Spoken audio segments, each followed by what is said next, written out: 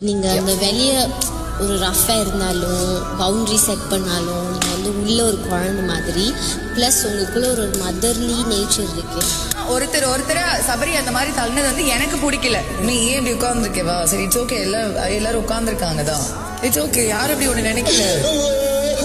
It's okay. யாரும் ஒண்ணு அப்படி நினைக்கல. இல்ல, அப்படி யாரும் ஒண்ணு நினைக்கல.